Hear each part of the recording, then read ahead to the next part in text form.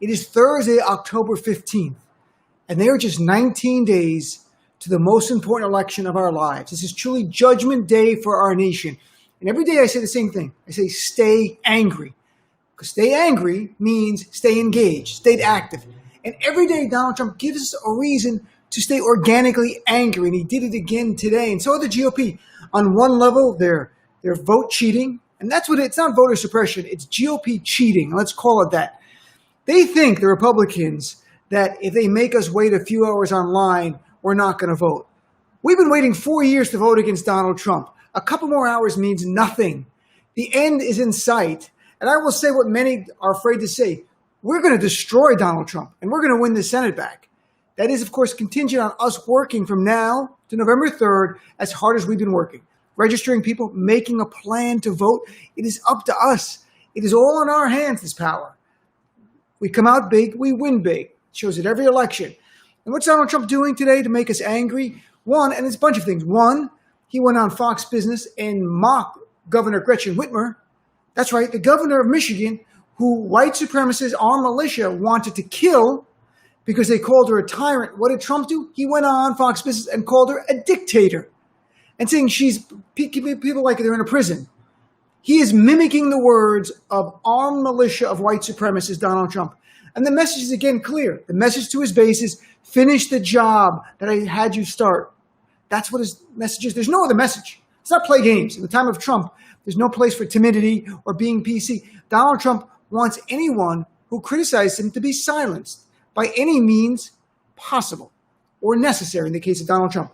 Next thing we've got, Donald Trump has failed on both the economy and COVID. We're having statistics that back this up. This is not just my opinion. Every Thursday, we get the unemployment numbers. It's first-time weekly unemployment claims. They were expecting about 830,000 because last week we had 840,000. They thought we were going down. We didn't. We had 898,000, almost 900,000 Americans filed for unemployment for the first time from last week to today. 900,000. This is the worst since mid-August. It is not getting better. It is getting worse. We have over 10 million, almost 11 million Americans without a job who had it before COVID. That was 7 months ago. Those people don't have jobs to go back to. Either businesses are closed down or they've been permanently laid off. Where is Trump's job plan? Same place as his COVID plan. Nowhere.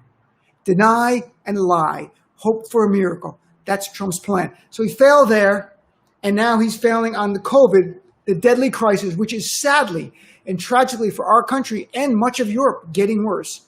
We're not going to escape this wave. We've got to be honest. It is coming. It is here already. Yesterday, we had nearly 60,000 new cases. To give you some perspective, September 8th, Trump's first rally after taking the summer off, we averaged 38,000 new cases. Yesterday, we had nearly 60,000. We're up 24% week-to-week averages now. And over 1,000 Americans died yesterday, the first time in many weeks. It's scary. It is frightening where we're going. What you need is leadership to make it clear how to save lives, because the experts say we might lose 200,000 more lives through this winter. Unless we wear masks and social distance, then 50% of those lives can be saved, according to experts. So what is Trump doing today? He went to North Carolina with Air Force One. He pays no tax dollars, but he flies our plane around to help his campaign.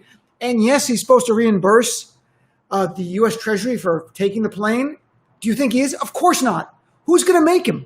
So he's flying around with our plane, doesn't pay taxes. We're paying for his campaign. And he's lying to his base about masks. In fact, on Fox Business, right before he took off for North Carolina, he went there and said that, defended his rallies with no masks and no social distancing, and said that masks don't protect you anyway, and cited some CDC study that he said concluded that 85% of people who are wearing masks get COVID. Just so it's clear, that's a lie. The study didn't say that. That's an absolute lie, and Trump knows it's a lie.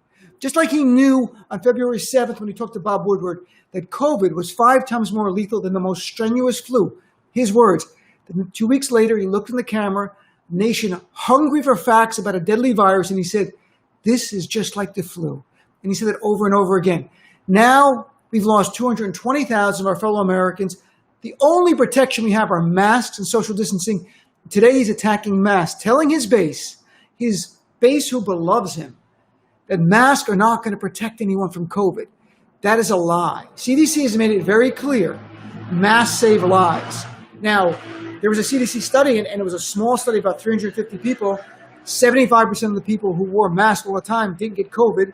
About 70% of the people who did wear a mask, and they said regularly for the 2 weeks before, got COVID. But that's half the story.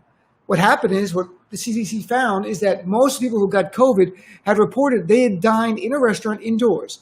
The CDC pointed out, when you're dining inside, you have to take your mask off because you can't eat through your mask. I've tried it. It's a mess. So you can't eat through your mask. So the reality is that is likely where they caught it. It's not like they were not wearing masks. They were wearing masks every day religiously, and then somehow they got it. Secondly, the mask are to protect you and me. I wear a mask to protect you. You wear a mask to protect me. That is the compact of being the American citizens we are. We're here for each other, not Trump, all selfish. So what Trump is telling his followers is, if you wear a mask, you might not be protected, so don't wear one. And what he's really saying is, he can kill your family or my family, and he doesn't care. And he's telling his supporters to do the exact same thing. Don't wear a mask. Study after study, and if you want to Google it at any time, CDC studies, numerous studies, fact checkers today are just calling out Trump's lie on the mask, have shown wearing a mask has a huge impact on reducing the particles from flying. And I'll just read you exactly what they say about the particles. It says that when you wear a mask, it makes it harder for the particles to go out into the air. I mean, they've quantified it in different ways, saying that the infections continue to go down when people wear masks in the area. So if you're infected, you're protecting others. Trump doesn't care. He's literally lying now. He's got 19 more days left in this race, which he's going to lose, and he's going to lose horribly. But he's going to take as many Americans with him as possible. This is where we are. So when I say stay angry, I don't think it's hard. We have 19 days to defeat this monster and take this nation back from a man who doesn't care who dies if he gets the optics he needs. Donald Trump needs to be charged with murder. I've made this case before when we heard that he knew on February 7th this virus was 5 times more lethal than the flu, and he lied. That means he knew the risks. It wasn't a mistake. He knew the risks. And he looked in the camera and lied to the American people because he thought it helped them politically. He's doing that now because he wants supporters to come to rallies and not wear masks. He wants America to open up, and somehow the economy is going to get better. It's not. 7 months later, it's not. He's lying to help himself again politically. Murder, second degree, is you know a risk and you intentionally mislead people on that risk. In layman's term, that's what it is. That's what he's doing. It's beyond manslaughter. We are at second degree murder. Donald Trump's going to lose his election January 20th, be escorted out, and I hope by January 21st, indicted for his crimes. To make it clear to any future president, you cannot get away with what this guy did. Thanks for tuning in. Hope you'll join my full show tonight. Bernie Sanders is going to join us. We've got a great show. It's live 6 to 9 p.m. Eastern Time, channel 127 on Sirius XM. And if you don't subscribe to Sirius XM, go to the website, free trials. Thanks for tuning in.